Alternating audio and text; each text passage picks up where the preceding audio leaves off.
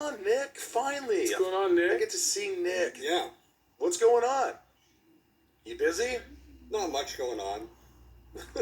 That's okay. Just been relaxing. Well, you got this going on. How'd you like the episode? I actually it's one of my favorites Really? of the season. Yeah. Why? For starters, it introduces blue kryptonite. Yeah. In a very interesting way, with the introduction of the Kryptonian ring. Yeah. Which I always thought was a really fun idea. Yeah, I mean, one of the things watching this episode, I was like, what is the blue kryptonite actually doing? Are you able to define that? Basically, what I always looked at it as is that it basically suppresses a Kryptonian's powers. Basically, makes them both normal in their more, I guess, native state on Earth as they would be on Krypton, but also makes them, I guess, simply human on Earth.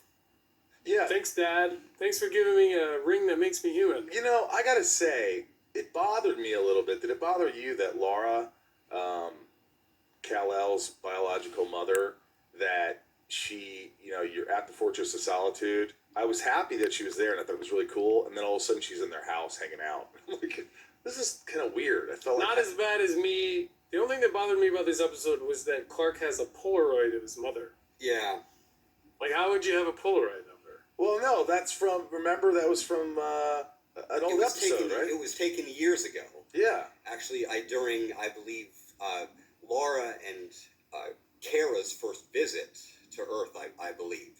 Okay, I digress. Yes, you gotta remember that. I remember that. And then it was basically hidden away behind, kind of cleverly, I would say, behind a photo of Martha. Yes. Oh, interesting. I thought it would have been cool in an episode. I said this before. Remember that Jonathan finds this picture, or Annette finds this picture when she's cleaning or whatever. She goes, "Jonathan, who is this woman? I don't know."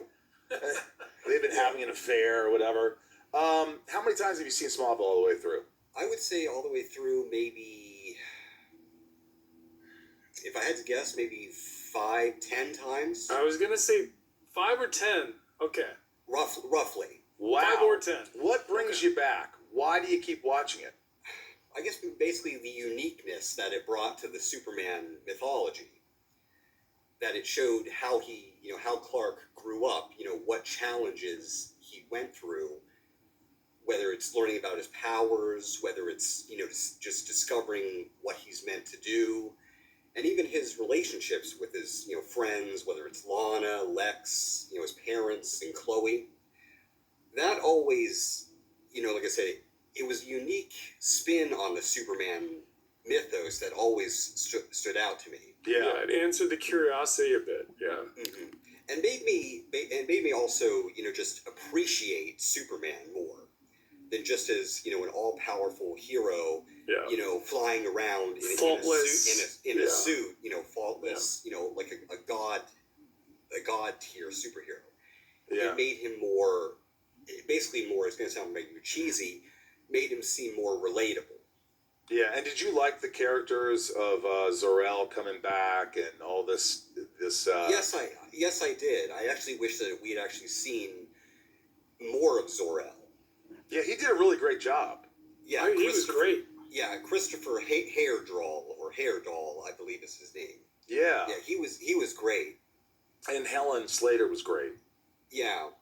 I actually wish, one thing I thought about earlier, actually today or a couple days ago, was that, interestingly, Jeannot Schwartz, I believe, a French director, who is famous for directing the original film with Helen. Supergirl. Also directed, many of Smallville's episodes.